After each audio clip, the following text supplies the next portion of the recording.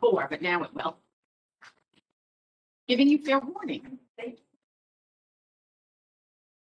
Are we recording? Should I say bye? They can't see. Wait.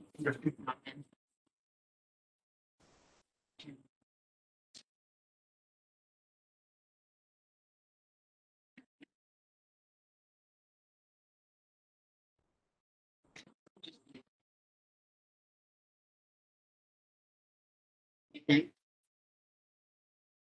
Should I say? Good. It's probably her. It's like the door.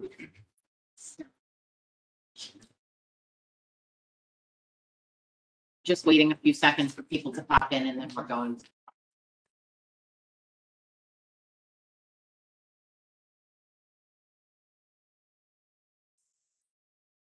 No. No, he's there. No, he's not supposed to be.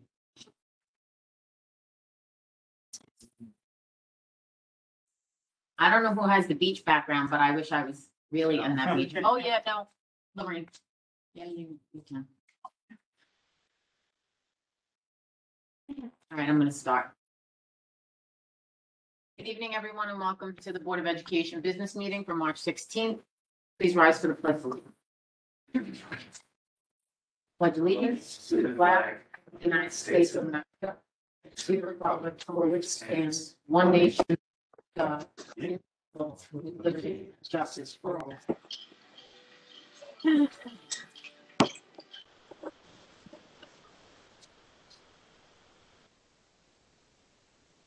Okay, so before we start the meeting, formal, if I could ask everybody that's in the audience except for Joe to mute. And actually, Joe, you can mute if you want until we get into discussion.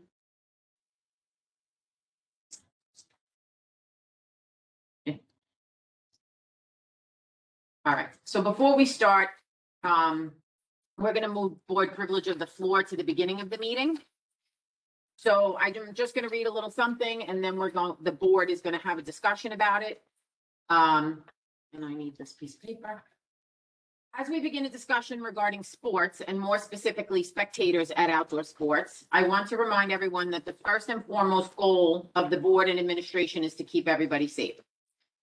The board and administration made the decision to start the outdoor season without spectators to see how events worked out. For us, it's more about the students being able to participate. While we understand the frustration of not being able to watch your child play, we had asked that the community respect the policy set forth by the district. We knew it wasn't going to make everyone happy, but we also knew we could revisit our decision once the season was underway. I know many are under the impression that all other districts were allowing spectators. Many were, many weren't. And as the second week of the season begins, more are agreeing to allow spectators at outdoor events. We're not much different than those districts, and at this time, I open the discussion among the board as to whether or not we will revise our stance on spectators at outdoor sporting events. Of course, should we do so, spectators will need to follow all protocols set forth in the reopening plan by the district. There should be no reason that if this is done properly, we cannot be safe. So that being said, I want to open the conversation amongst the Board of Ed to discuss whether or not we're going to allow spectators going forward. And everybody was handed the most up-to-date version that we have. It's not current because I did get emails today. I know Mr. Eamon also got a few emails today talking about who was and who wasn't going to start allowing. This is as of 3:30. Thank you.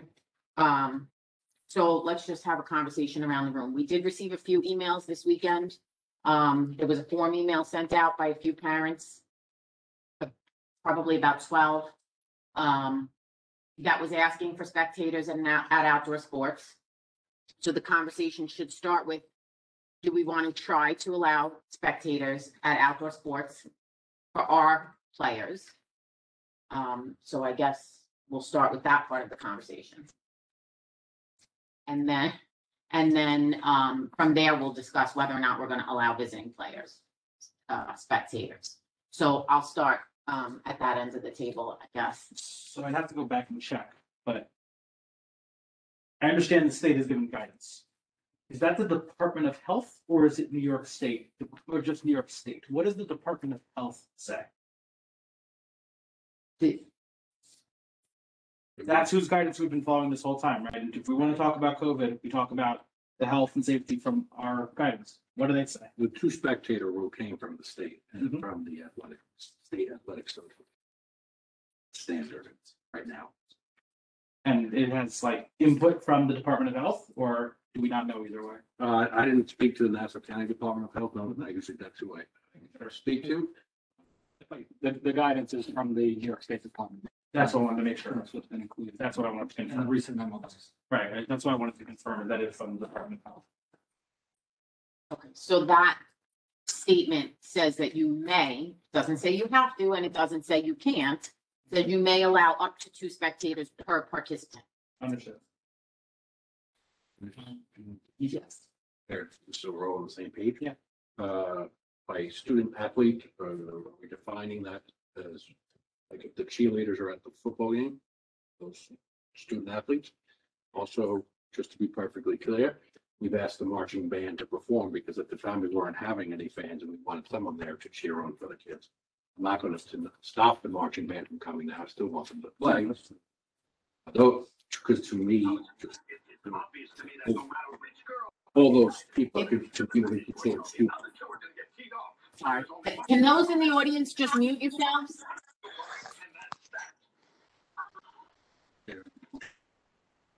As far as student athletes. If they want to have their parents come, yeah.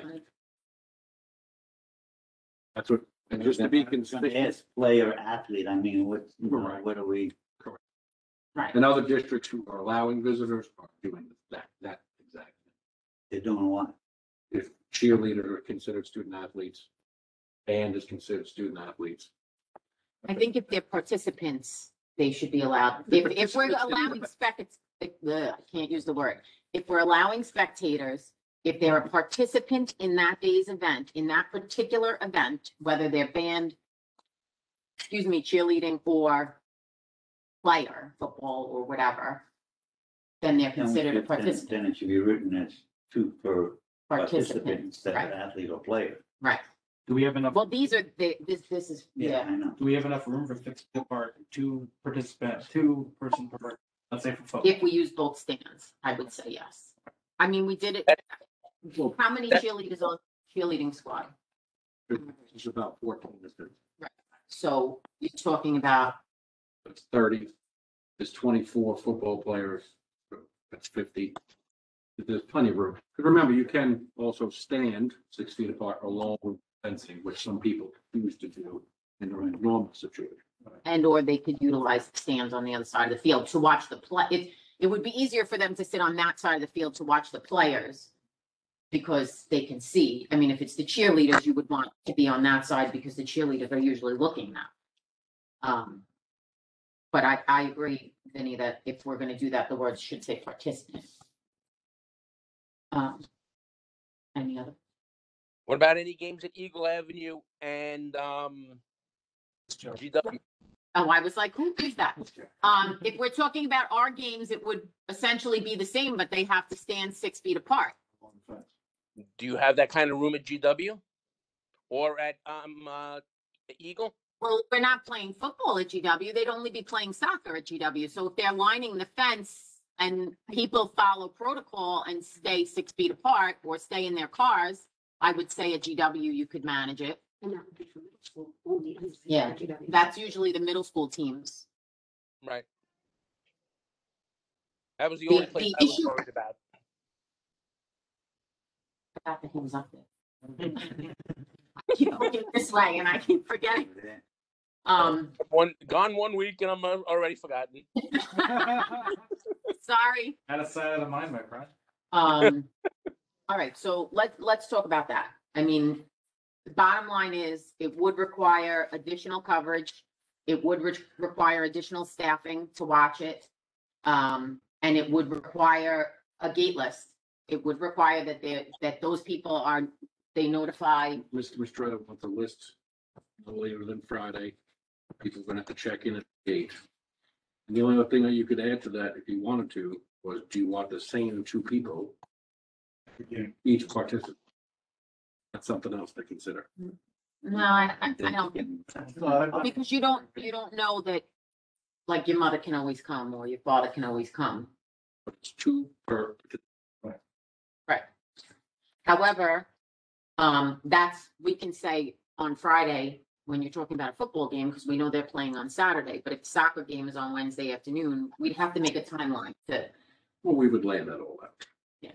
We'll have to put, And let's just keep in mind, it's right, complete rules and 24-hour notice of who the guests would not be. that many games.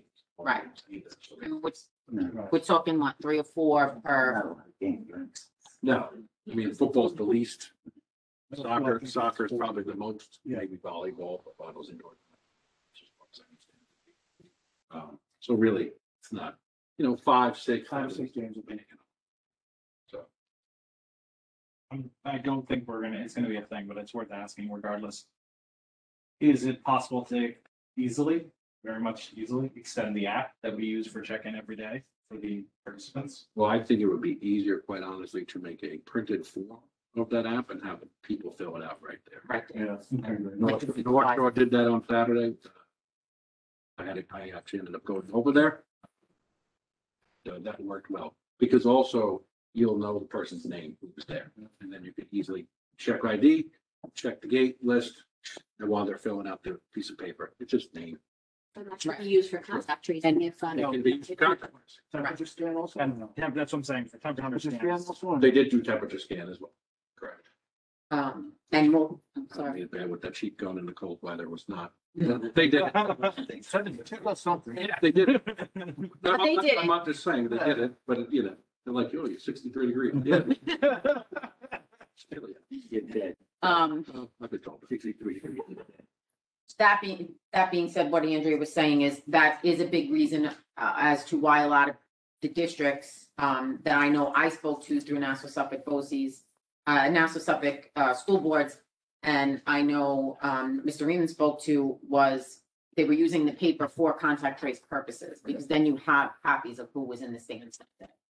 And based on the fact that you guys, you had asked, do we have enough space to have all those people's parents? That's part of another reason we wouldn't have space for spectator from another district. Because if we had to have people sitting on both sides of the stands, there's no place to put the other spectators. So we'll just segue into the whole other spectator part.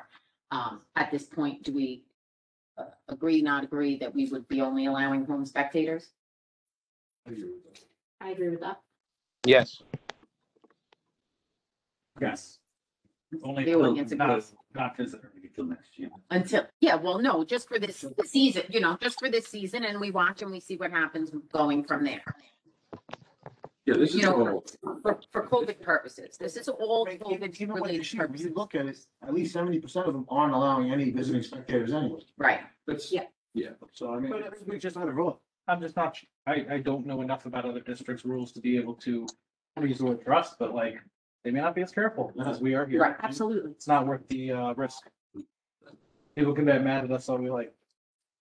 No, Listen, we got a compliment today, about our reopening plan, about the way we're approaching education, about the way we're people safe. So this is it. I think a compromise that sounds reasonable because it's outdoors, limited. Okay, so we'll have to, Because we said they're outdoors. What about it? this is only for So outdoors. that's what I'm asking, clarifying our discussion. We still have the camera to show I did, oh, I did, didn't I? Oh, main gym of the high school. So if there are games going on, they can be live streamed, and Mr. Mistretta posts the link to social media, so even the away team can watch and watch it live.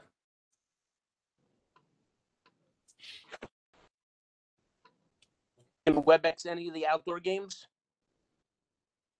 If we're having the spectators, I wouldn't think, I mean, we could probably still look into it. We were having some issues, quite honestly, trying to get someone to man the computer because it's not as straightforward, Mr. Magarachi, as the indoor, which does it itself. You know, basically what we're doing right now, there's no system that we could afford that didn't charge families to watch their children play. We have to use the same setup as at graduation, which would mean someone actually has to hold either a camera or the Chromebook and kind of move it as the action is occurring. And as you can imagine, that's not going to be great. We could give it a go. It's not. I'm just thinking of the other students that would want to come and they can't come. You know, especially to a football game, we'll say. You know how many students show up to a football game? Not necessarily. The problem that we have, Joe, is that when we discussed it here, at the last meeting, I think it was, that because, what is it, Puddle, right?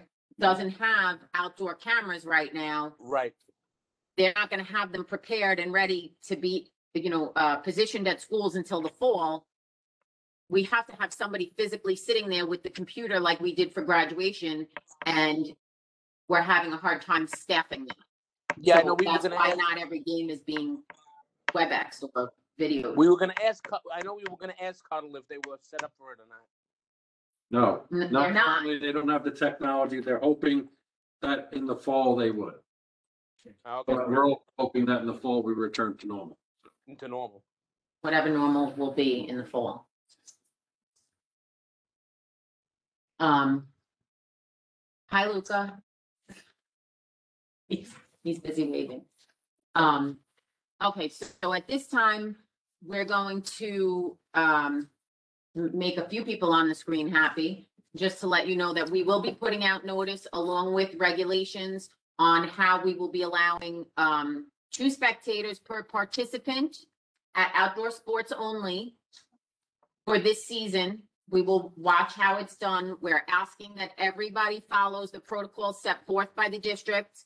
There will be, unfortunately, if this turns into chaos, we will revisit this and we will have to stop having spectators. So we don't want to do that, because after this, then we have baseball and we want people to be able to come to that as well. So we're looking at a full outdoor season for the next 2, this season and next season. So it's really 8 weeks or 10 weeks, whatever it really is.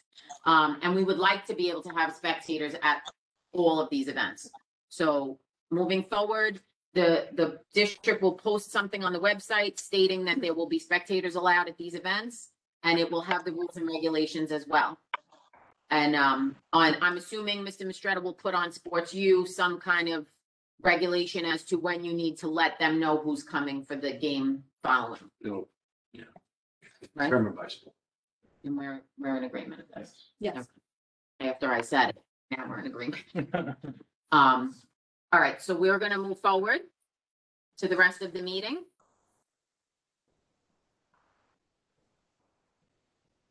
Thanks, Kathy.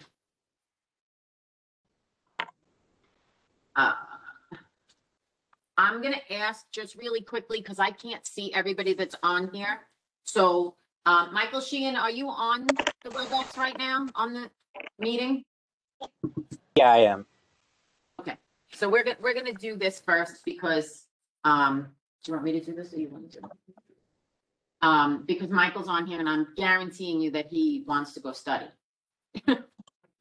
So tonight, unfortunately, we don't have Michael in the audience with us, nor do we have his teacher, Ms. Rowland, in the audience with us, but they are on the camera. Tonight, we would like to celebrate and congratulate one of our seniors.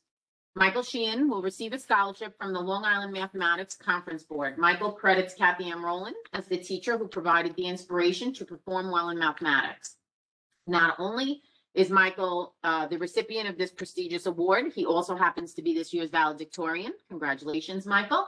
We are very proud of you.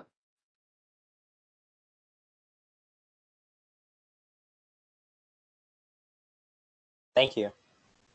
You're most welcome, and your certificate will be at the high school tomorrow, so you'll be receiving this tomorrow. All right, sounds great. Thank you very much. You can go ahead and sign off and study now if you'd like to. All right, have a nice night. I'd just like to add, I believe this is the fourth winner we've had in 3 years, if I'm not mistaken. So, Kathy said that's a yes. Nice feather in the cap for the STEM department there. And in particular, Ms. Rowland, if I don't say that, she'll be very upset with me tomorrow. She has been a teacher. Murphy's Law being what it is, all 3 dinners have been canceled, I do. Yeah, okay. Congratulations, Michael. Congratulations, Ms. Rowland. Well done. Well deserved.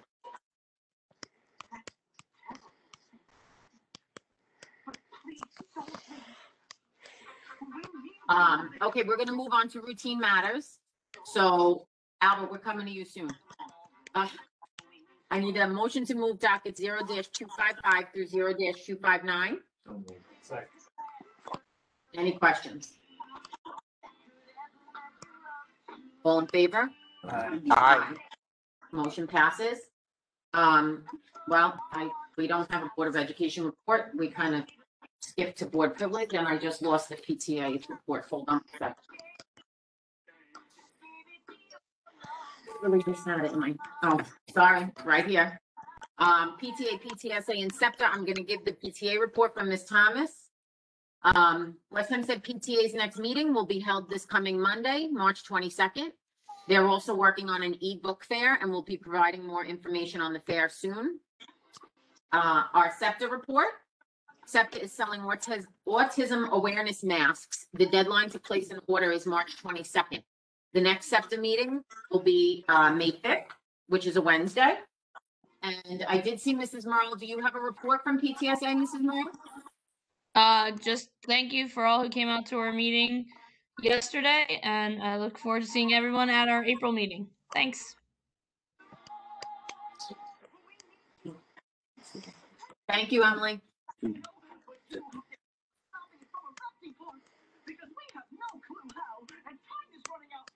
If you Okay, didn't mute yourself, could you please mute yourself? Thank you. Yeah, I got it. I'm already ready. At this time, we're going to ask Albert Bao, co-president of the Student Council, to give the student report. Hello. This year's yearbook is still available for purchase for students, staff, and community members. However, time is running out, so visit jostens.com to purchase your yearbook as soon as possible. The members of Rampage have been keeping busy updating the high school blog. Go to the high school website to view recently uploaded articles and slideshows of recent sporting events. For more pictures, videos, and information on West Hempstead happenings, follow their Instagram account at whhs.rampage. The Key Club has partnered with our food service company, Wetsons, in the month of March for the National Nutrition Month for a food drive which will run through April to stock the food pantry to donate to families in need within the community. Thank you, Albert. You're welcome. Have a good night. You too.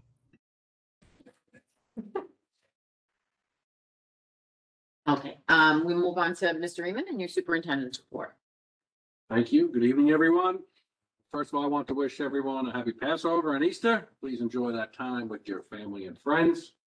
It is spring, even though the last couple of days have not felt like it. Like the flowers, the students at Chestnut are beginning to bloom. Students continue to develop their reading, writing, and thinking skills, which is the time of year when we see terrific growth. I want to thank the team at Chestnut Street for their collaboration and learning opportunities they create for our youngest learners. Grades 3 through 8 and the high school region staff and students have now learned about their testing fate. In the Board of Regents Emergency Regulation,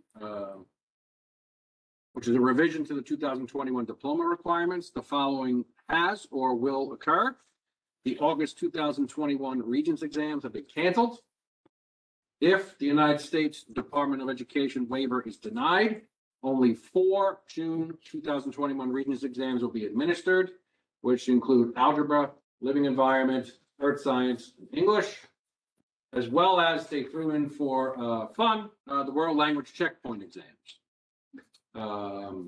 They left it out yesterday. They added it in today. Also, if the United States Department of Education waiver is denied, only session 1 of the grades 3 through 8 ELA and math assessments, and only The written test component of the grades 4 and 8 science tests will be held. But there's an addendum to that. The NISA, which is the alternative assessment for students who qualify, they will be taking that exam because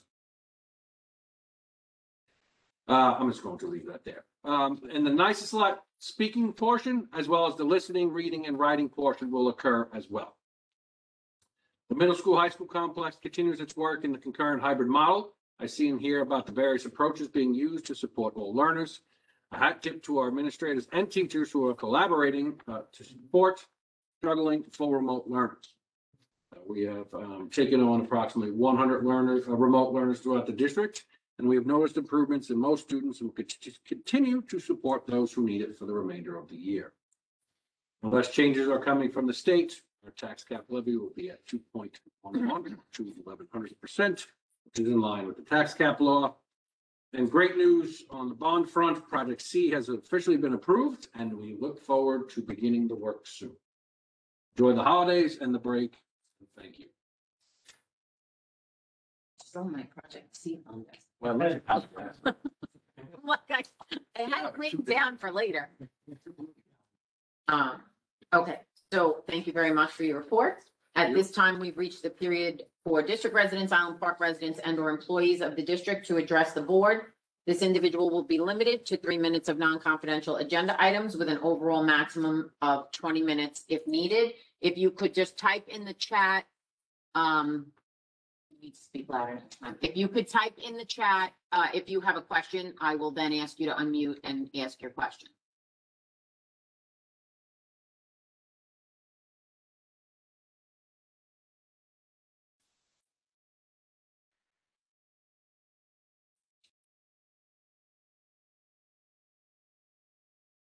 Oh, Project C of the bond, Mrs. Hafner's question, oh, I'm sorry, that's Mrs. Day's question, was that she did not hear what Mr. Reedman said about the bond project. I really need my better glasses. Project C has been approved, so that means that we can move forward with bidding out those projects, awarding those projects, and starting that construction over the summer. That was the stuff that we had discussed at the last meeting. Mrs. Hafner, you have a question in regard to docket 268. Go ahead and unmute yourself. Yes. Hi, how's everybody doing? Docket 268 has to do with special education consultants. And I was just looking at we have one consultant making $400 a day. How long is their day? And then you have 2 other consultants, if I'm reading this correctly, that have a evaluation fee schedule. Now, do we no longer have our own teachers and staff that do these evaluations? Because I'm looking at these evaluations, and other than PT that we've always had a contractor come in for PT, these other things were done by our own staff. Ms. Karras, correct me if I'm wrong, okay? Just jump in at any point. But the first consultant you mentioned, Ms. Hafner, is because unfortunately, even though we posted for a replacement 3 separate times, we could not find a candidate to take the place of someone who is currently on maternity leave. So we did hire someone just to come in and conduct the CSE meetings, because as you know, this is CSE season.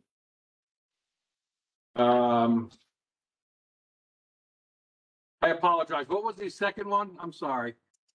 So there looks like there were 3 different consultants in that docket. And the other 2 consultants have a fee ranging from psychoeducational evaluation of $2,000 to neuropsychological evaluation of $4,000. I know the consultants are contracted out, so they make their own schedule. So, and I also have a question about their contract goes from July 2020 to June 2021. We're now in March 2021. How come this wasn't put forward back in July? This one is for a neuropsych, and again, Bridget, Ms. Karras, if I'm incorrect, please jump in. We in the district do not conduct neuropsych evaluations. They are done by an outside consultant. And that's not something we always typically, we do have a budget line for it, but we only budget a certain amount. So if there's more than what we allotted for in a year, then obviously we need to address that concern. We also Th- get, Those were just two, those were only two of the evaluations that I mentioned. There are a total of 12 listed. Speech, we do speech, OT, we do OT. I'm just curious why these consultants are being hired and paid to do things that our staff has always done. without knowing the specifics, as far as exactly who the evaluations were conducted for, it could be that there are times when we have students in out of district placements or in parentally placed situations where our staff cannot do the assessments and we have to hire an outside agency to conduct the assessments as part of the triennial, or if there's any sort of legal goings on. So without knowing specifically which students we're talking about, that would explain why our staff would not be doing evaluations.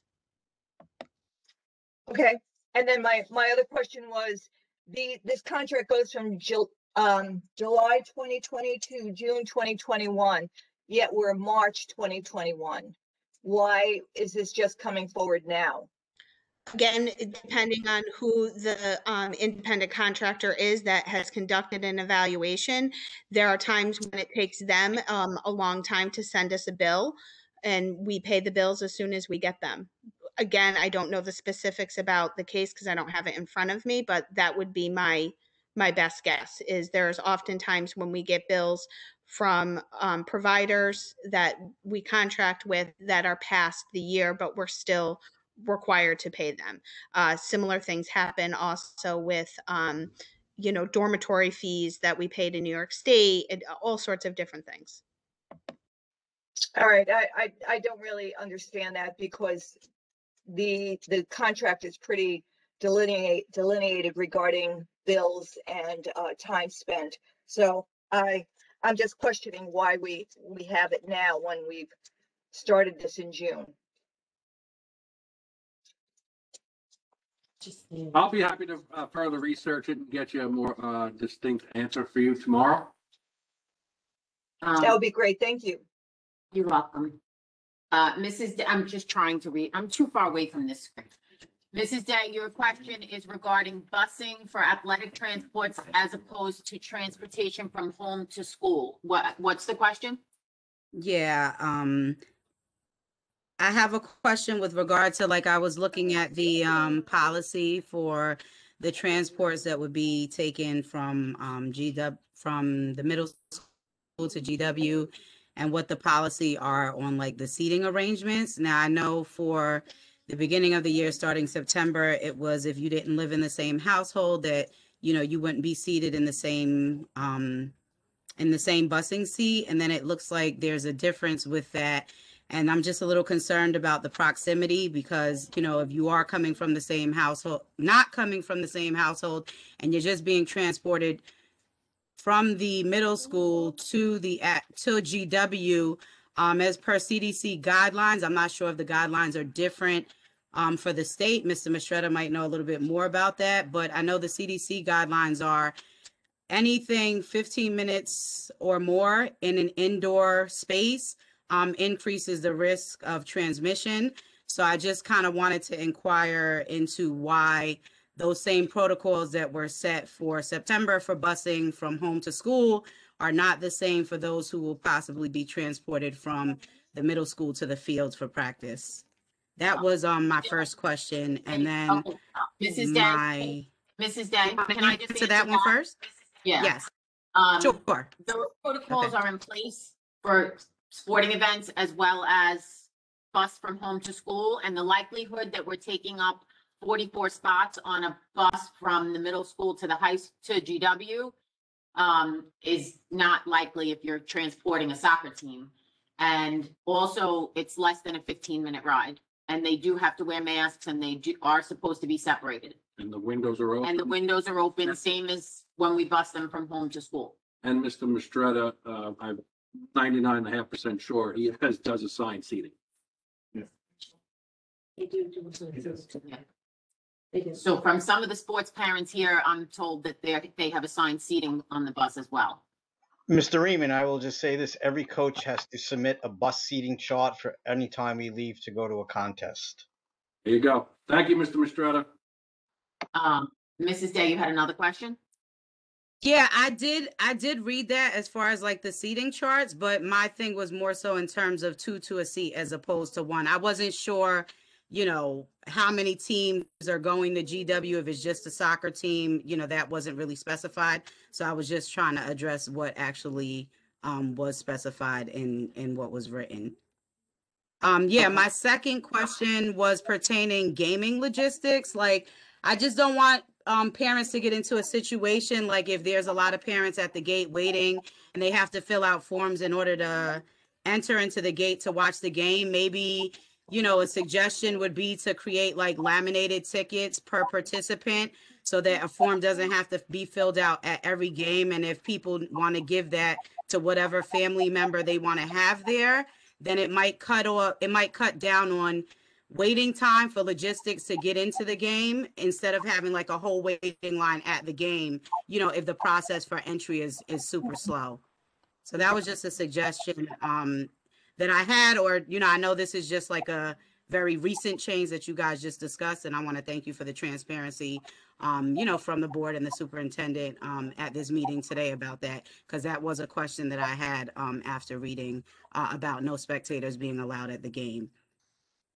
Well, I've spoken to a number of athletic directors and superintendents, and I also attended the North Shore game this past weekend. And everyone's basically using the same procedure, and they basically have the same amount of fans coming, right? Because it's a limit per, and everyone has about the same amount of kids on each team. So there was no long lines.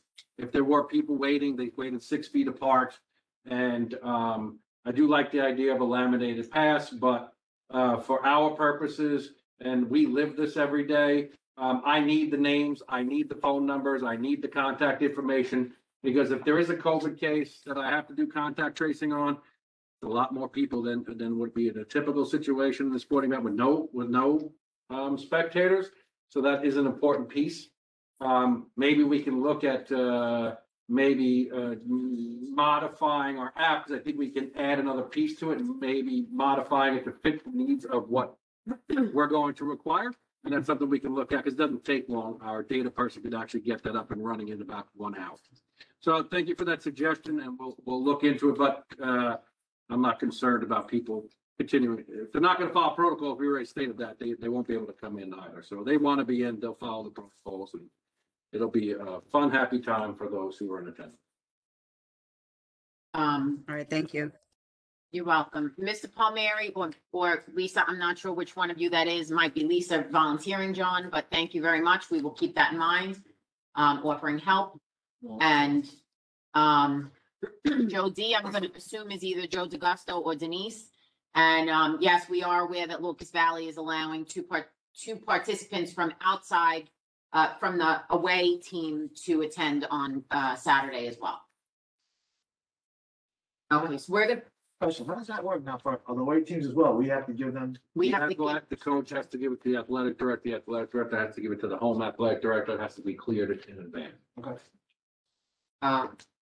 Okay, so we're gonna move forward, and then, I'm sorry, Mr. DeCristoforo. Question you were discussing earlier about the live stream events, and Mr. Magarachi brought it up in reference to maybe students or other folks beyond the 2 people that can attend. I believe it was done very successfully, and I happened to watch it because my son's game was in Malvern. They live streamed the girls' game from home, and I was watching it. So that was done. I'm not sure who did it, and it was done very successfully. I don't think there was live streamed on YouTube where there is not a cost involved. Anybody with an iPhone or anything can do that successfully. So possibly a student volunteer or somebody can get it. It was our district treasurer, actually. Because no one else volunteered to do it. He said, I'll go. So it was fantastic. So possibly that's something for.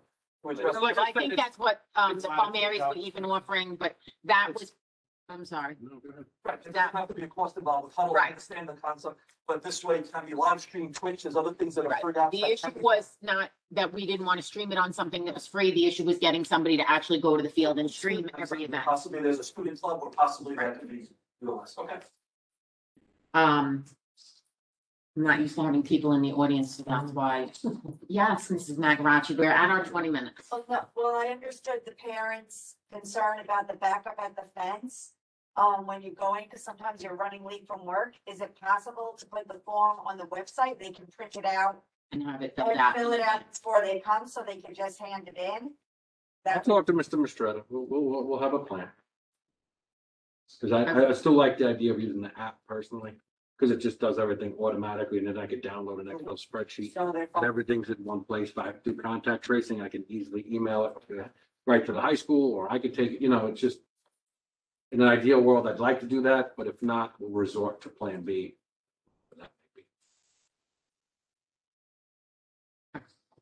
At this time, I need a motion to move docket 0-260 through 0-266. Second. Any questions? All in favor? Aye. Aye. Motion passes. Mr. Raymond, you have. Yes.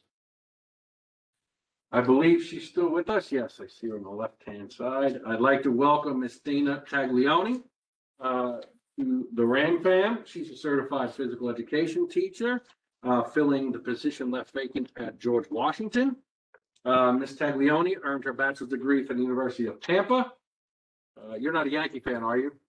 I am not. Excellent, excellent. And a master's degree from One strike against her. Ms. Taglioni is being recommended for this position by Mr. Mistretta, Ms. Riley, and me. Congratulations, and Thank welcome you. aboard. Excited to have you.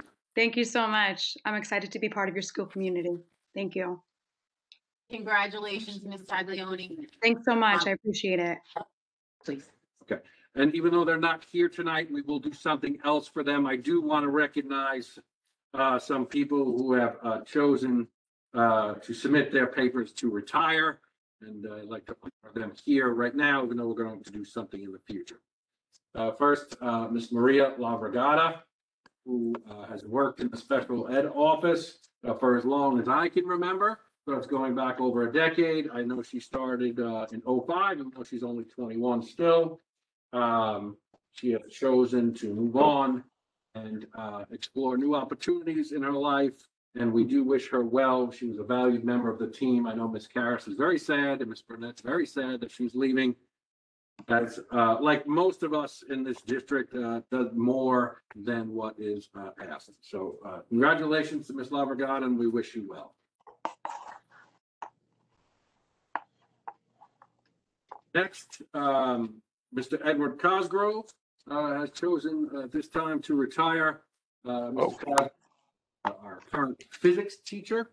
He has at times chipped in and done electives, has taught an earth science class at different points, and throughout his career, he's also very active in the athletic end of things, most notably as the varsity basketball coach for over a decade and a half. And if I'm not mistaken, I will confirm this with him. I believe they had a streak at one point of 15 straight years of making the playoffs.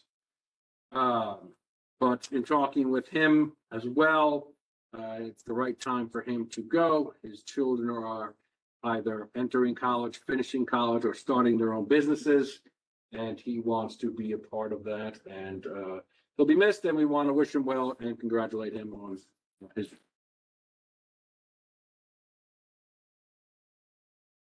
And last, this year, we like to call her C squared.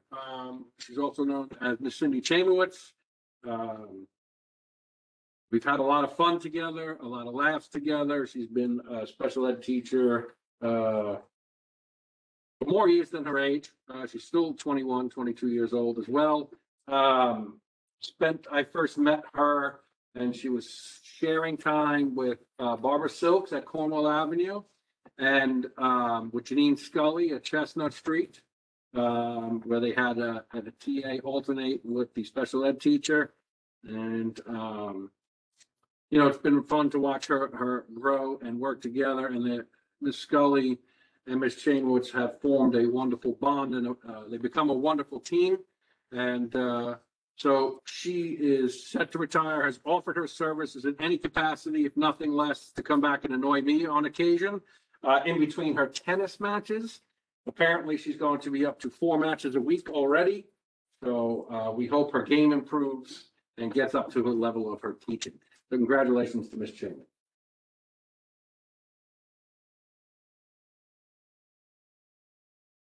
Congratulations to our 3 retirees who, like Mr. Raymond said, are not here with us, but we will do something in the future to celebrate everybody.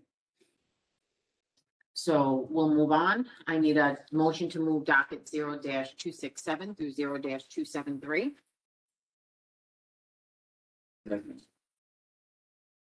Any questions? All in favor? Aye, motion's passed. I need a motion to move docket 0-274 through 0-277. Melissa was second, all those. Everything he said. Any questions? You know. All in favor? Aye. Passes. I need a motion to move docket 0-279 through 0-289. Yes, I know I skipped one.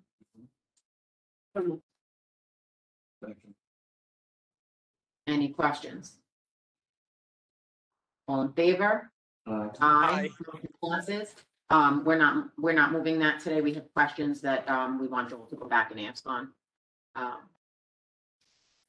I need a motion to move docket 0-290. So moved. Second. Okay, so this is where the conversation comes in. This is the good part. We have received memo upon memo, and we have received requests for use of facilities around the district. We know that it's that time of year, Chief Soccer, some of the Little League, some softball leagues, that requested use of the fields.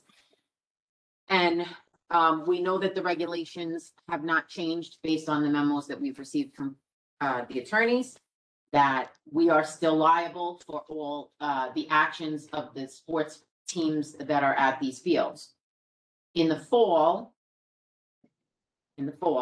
we had everybody using just the high school, middle school field, which at the time was probably a bit of a pain in the tuchus, but worked out okay because we had a security guard on the property at all time. So they were able to do that. At this point, we have a request for 1, 2, 3, 4, almost every field in the district. So we have to decide whether or not we are going to put a roving security guard out to kind of keep tabs and give detailed information to these groups that can give them out to their coaches, you know, and say, these are the rules. You have to follow the same protocols we're making our sports teams follow, and our reopening plans, and allow them to play on all the fields, or are we restricting field use? And because otherwise we have to ask these teams and organizations to pay for somebody to be there, and we know that that's a hardship to them as well. So that's open for discussion. Only thing is that what I will say to you in back there is that there is a conflict on the middle school field on Sundays, so you're gonna have to do some sharing in the sandbox. A lot of sharing, because everybody wants the field all day. That's okay. Um, That was gonna be my question. I have a question. yes. With the players on the field, how does that, what are the restrictions on that? Is there any restrictions? Well, they're supposed to wear a mask. The official rule from the state, like for school sports, is tolerated. We don't, the district doesn't say tolerate to wear a mask. You know, 6 feet, if like in practices, you know, obviously if it's football and you have to go in a huddle in a game, you go in a huddle, but in practice, you don't go in a huddle. You just stay apart and you call out the play. What about when they're like on the sidelines? They're supposed to be 6 feet apart. And when the coach has to play, they gotta do 6 feet Well, no, apart? when they have to come in, they have to come in. And logistically, I know in the fall, I don't know about the softball rules, but I know LIJSL had specific rules for what you guys are allowed to do.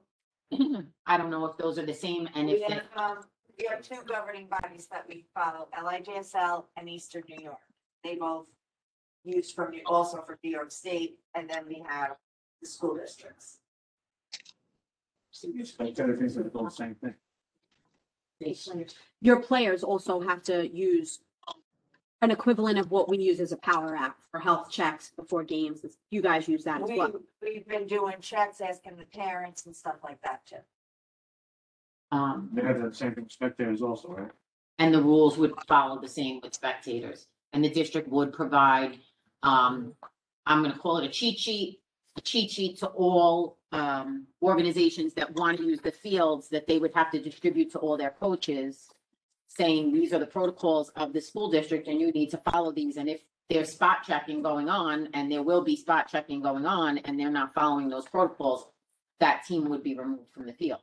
So, I mean, I can't anticipate that that would be the case, but that we would hope that that's not the case. Now, do we collect the paperwork, having all the spectators coming in and stuff? No. That's up to them on how they know who's there. They have to come. They do their own contact tracing, right? Contact tracing and everything. Right, that's not us. We're not liable for that. There would also be, right. There would also be a meeting of the heads of those organizations where they would be distributed these forms to say, these are the protocols, these are the rules, follow the rules, or don't play. I will make the cheat sheet and deliver it to, wants to represent the groups. So you can make copies. I'm gonna meet with every group. It could be virtual or in person. Doesn't matter to me, but you do need to make sure everything is done the right way. I'm very proud of our 0.1% positivity rate in the district. And I like to keep it that way for as long as possible. So operation, which I have no doubt will occur. Was the roving security guard in the fall. Some teams had tryouts and everything went well. I don't expect anything to be different. I just am concerned, even for interscholastic sports, school sports, that parents are going to need to remember, and spectators are going to need to remember the fact that supervisors, they're just human beings. They're mostly teachers. A lot of them are aides and TAs. I just don't want anyone to get yelled at and abused and screamed at. And I'm going to say this. There were 2 athletic directors, not Mr. Mistretta, thank goodness, in Nassau County, who were threatened with bodily harm if they tried to stop a visiting parent from coming to a game. Not picking on football, as I love to watch football, but football parents get a little much because they're all ramped up and ready to go, rah, rah, go team. But we have to remember this. This is sports at the high school level. This is sports for children. You didn't get your 15 minutes, please go somewhere else and get it. It's not about you, it's about the children. And that goes for all of us. We're here to support, cheer, hope our fans, and I know they will, they're going to cheer for the other kids too, because their parents aren't going to be there. I know they will. And that's what we want to see. We'll see some good sportsmanship. We've seen it in other places. The Syosset Uniondale game, very competitive football to begin with in Nassau County. Great sportsmanship was displayed there by the kids themselves, leading the way. And I know our kids are going to do that. And I'm counting on our adults to do the same thing. Do we have any other questions in regard to field usage? Yeah, as long as it's the concern of the making them pay, like you said, it's hardship on them. As long as we're not going to end up having to do that, that'll make them share, make them all come together. Well, with that being said, we have to agree. Yeah. We, as district, have to agree to put. There's a security guard at the high school all day Saturday and Sunday. So high school, middle school, they'll cover that. There's a security guard at the high school, middle school property in the evening. But we will have to agree on putting a roving security guard out on the weekends and in the evening to police these fields. So that cost is on the district. At what did we say last time? Because I'm gonna botch it. I think I said $40-something. No, it's about it's in the vicinity of $27, $28. Right, so you have to remember that, and I mean, you're talking, on certain days, 6 PM to dusk is probably an hour and a half. So it's really not, dusk at this point. I know it gets dark later, but it's still, So you're gonna keep the geese up? that's Lorraine's gonna do it. Do I remember from last week, it's a 4-hour minimum? Yes, it's not. Per day or I'm per gonna- week? I'm gonna look into that, because actually what I've seen well, yeah, it's a requirement. They've been extending some of the guys that have been there during the day. That's what we'll end up doing. Okay. We're gonna have to. Yeah, but that's overtime, but it's still cheaper than paying for, Yeah. it's still less than $100, where 4 at, $20 something dollars is 100 something bucks. We'll work it out. All right, When you're done with it. So- okay, so, That's basically the 3 other. yeah, we're talking about Chestnut, Cornwall, and GW. And Eagle, sorry, 4 fields. But actually, no, I take that back, because, Cornwall's not being used during the week. And Chestnut is not being used during the week, they're only on Sundays. So that's the Sunday issue, it's really just, GW, which is being used during the week, and Eagle that's being used during the week. And just in case anyone's not aware, school athletics comes first, obviously, just, I know most people know, but in case anybody in the audience is not aware, and then if there's time at the end, obviously, teams that have rights to the field can use it there. Okay, so I know that was motioned. Does anybody else have any questions? All in favor? Aye. Aye. Motion passes.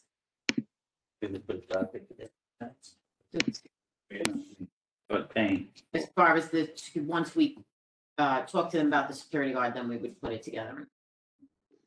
About pricing and stuff. So. Yes, just one word to the organizations and, well, really just to chiefs and to the parents and also to the parents in the audience for school sports. Yes, we're allowing spectators. You just need to give us a day or two to get all the kinks worked out and get the paperwork out. Mr. Mistretta will send something out saying, yes, spectators are allowed to come now. So if there's a game tomorrow, please don't show up at the field. We will not be prepared. We have to hire additional supervisors and additional security to be on the property. So please just give Mr. Mistretta and the administration a day or two to kind of get that worked out. And we'll make sure that Mr. Mistretta puts it out through each individual team or through the Sports U app, and we'll have it up on the website as well. At this time, we have no old business. We have no new business because we did that at the beginning. Also, board privilege of the floor. Future meeting dates are on the back of the agenda and listed on the website. At this time, I'm going to say that we do not need to meet next Tuesday in regard to the budget, correct? We have no changes as of yet. If something should change between now and Tuesday, we will absolutely blast it out all over social media that we will be having a meeting. I want to wish everybody, well, we'll go to period for district residents first. So we have reached our period for district residents, Island Park residents, and or employees of the district to address the board. Again, these people have are limited to 3 minutes of non-confidential agenda items with an overall maximum of 20 minutes for this part if needed. If you have, can we put the chat box back up? If we have any questions, could you please just put in the chat box that you have a question, and I see you, and we'll put you up. Hold on one second, Mrs. Magaracci, you had a question. Okay, just to clarify, because not due to any circumstances other than the pandemic, we've been on hold. So does this mean our permits have been granted? Because I need to be able to open up registration for our intramural little children's program. Yes, you guys have the permit, that but we we're submitted asking, for. right, So now, I know we are asked to wait a day for like the fields while we discuss security. But you already do have security at the high school. If I had a team and there's time available after the school is done, can I have a team or two Yes. practice on the high Yes. school and middle school tomorrow? yes, Thank you. you're up. Wait, I have to go up here and try to read from where we started. I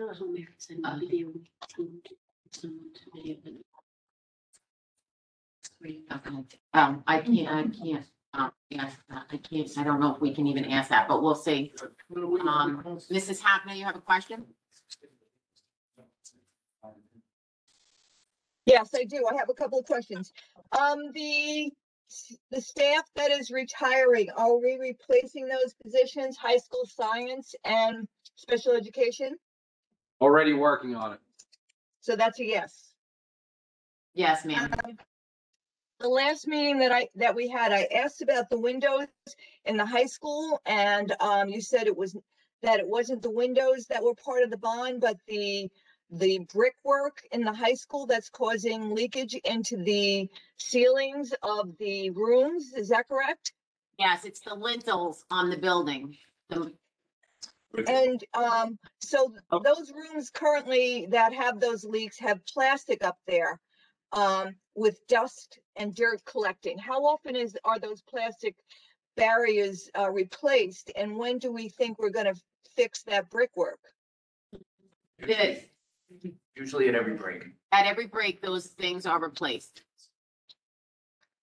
And they are sealed. There is no leaking happening right now. Right. They're just there as protection, heaven forbid.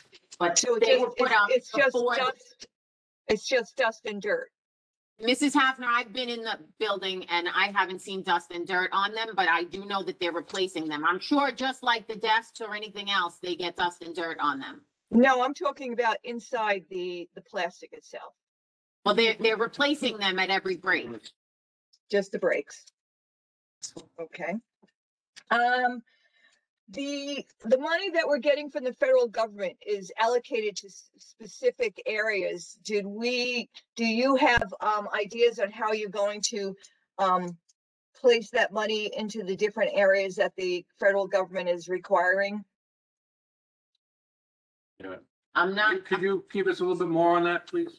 So I was just reading the New York Times, and they were talking about the money that's coming down from the federal government to public schools, and some of that money has to be specifically used for special ed. Some of that money has to be used for special need kids. There was there were different categories of where that money had to be used by school districts. Mrs. Hafner, would you send me that article that you read? Because Sure. Mr. Price and Mr. Mistecki are both sitting here and don't have the answers to that, as we don't know anything about restrictions. It wasn't restrictions as it was specific allocations. Okay, so if you could send us that, we'll look into it and get an answer for you. Okay, and then have we had any more thoughts on in-person meetings? I know you said that the connection in the middle school cafeteria was poor. Are we improving our Wi-Fi in our high school, middle school? I mean, the teachers do have Zoom meetings with their kids every day. Is that a problem? It's not about the Wi-Fi in the building, Mrs. Hafner. We have a camera that was put into the boardroom here, a specific camera for this meeting.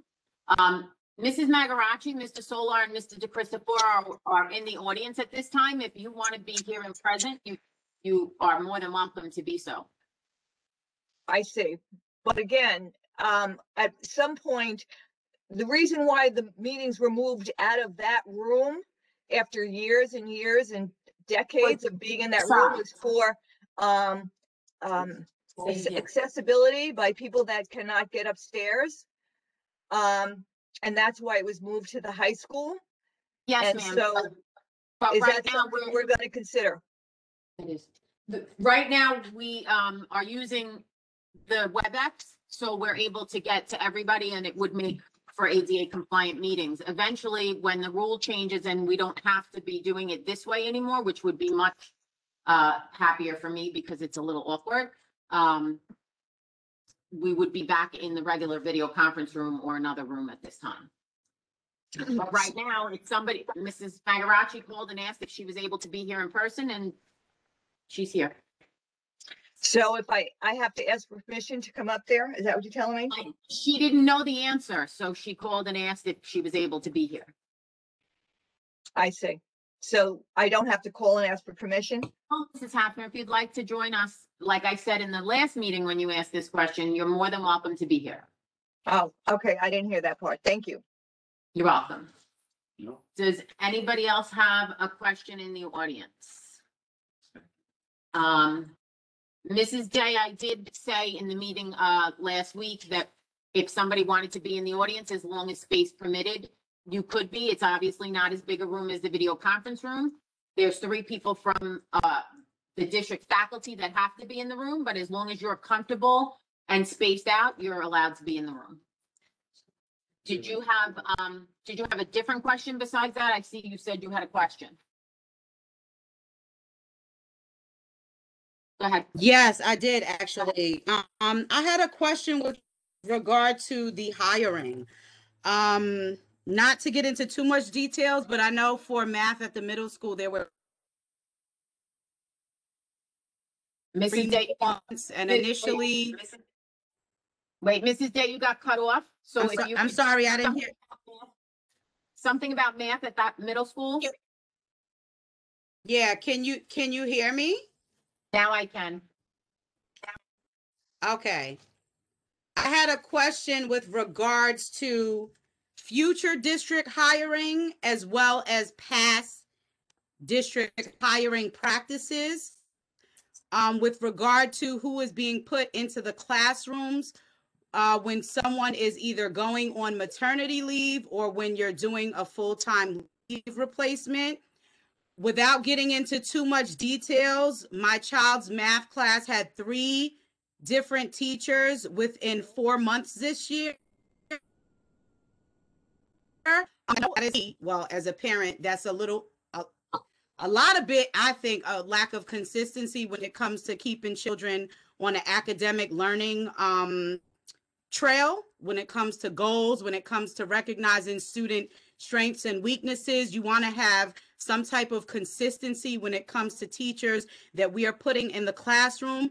Initially, I thought that there was going to be a back to school night in addition to a parent teacher conference, which I find are very necessary mediums for parent to school communication when it comes to teachers setting expectations, in addition to what their classroom policies are going to be from the beginning of the year moving forward. As a parent, the day before that the math teacher was not going to be available for parent-teacher conferences, I was a little bit disturbed by that. One, because I could have shuffled around my time a little bit differently to meet with some of the other teachers earlier. But 2, because I also was made aware that my child was not able to finish her math benchmark this past winter session, the last ones that were just taken. So now I don't have those growth measures to kind of see where the difference between where she was in the fall and where she is now in the winter from those data points being derived. So I just want to kind of inquire into, what our expectations are for when we are putting these teachers in the classroom to leave replace someone who's going on maternity leave or to leave replace someone for the rest of the year. When my daughter was at GW, there was a teacher who was actually a leave replacement, and she had both back to school night and parent teacher conferences. So I'm not sure. Yes. I'm sorry, just you've reached that 3 minutes, but I do get where you're going with this. I'm going to let Mr. Riemann speak to this because I'm going to assume it has something to do with when we're allowed to hire a full-time leave replacement or not. But you want to answer to? Well, if a teacher takes a leave and they're using their sick days, we have to pay the sub rate of pay. As you could well imagine, that's going to change the pool of candidates that are available to us. If a teacher takes a leave and just comes off a step and scale, then we can replace someone with a similar type of salary. So that's why you get different pools of candidates in those situations. I can't speak to the back to school night piece. If it was a sub and that didn't occur, then I'm pretty sure that happened in the fall. You really could have called Miss Noddy and had a conversation with her, and then someone should have gotten back to you. So that's how we should handle that in the future. And you never have to, as you know, Mrs. Day, you never have to wait for a parent-teacher conference. If you need to speak to your child's teacher, please do so. We encourage that all the time. I'm personally not a fan of the current structure of parent-teacher conferences. It's 10 minutes at the secondary level really doesn't do justice to a conversation. But as the teachers tend to do, they tend to reach out to students and families well in advance, so conversations are going on.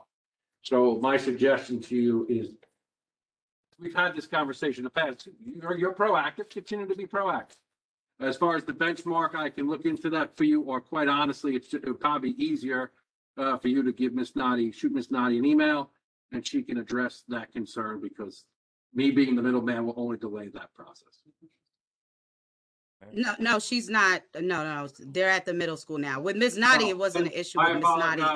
When there was, I was just comparing the leave replacement and what was done with back to school night and parent teacher conferences when she was at GW. That took place with a leave replacement, but her being at the middle school, there was no back to school night. I'm not sure what the specifications are, whether the teacher is a sub, whether the teacher, so maybe we'll talk about that at another time, but that was the issue. That was an issue. I know exactly what class you're talking about. It was a sub issue, and that was what the cause was.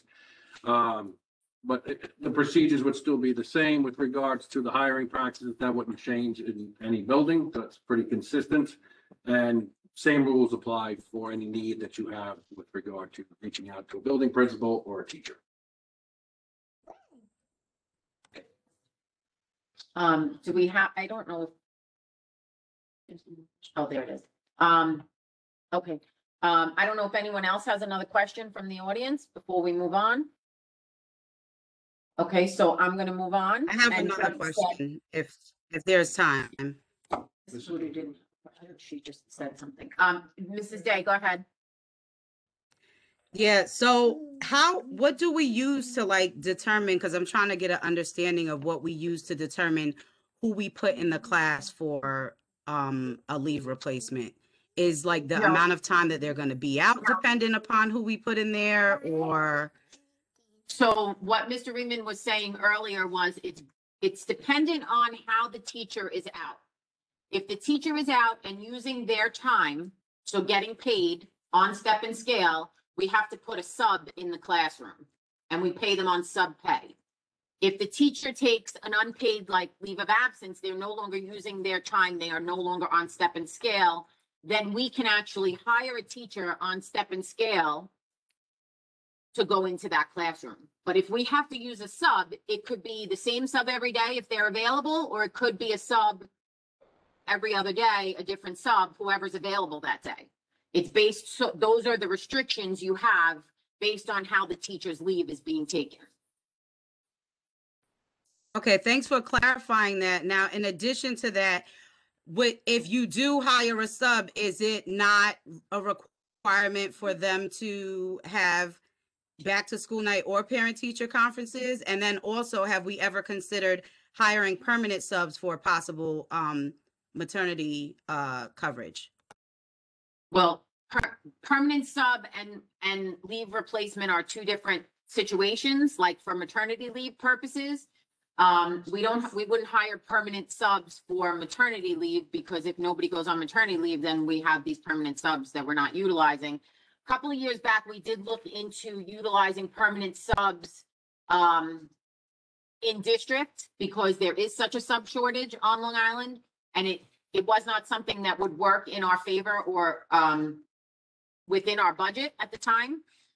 It's not to say that going forward, at some point, we might not look at that. However, it doesn't also mean it would be a math sub. And as far as back to school night goes, a sub is not required to do back to school night. That is something, again, you can speak with the building principal about. Unfortunately, in this instance, it was the beginning of the year and there were subs in that classroom still at that time. Okay, so a sub, just to be clear, a sub is not required to do back to school night or parent teacher conferences. Is that correct?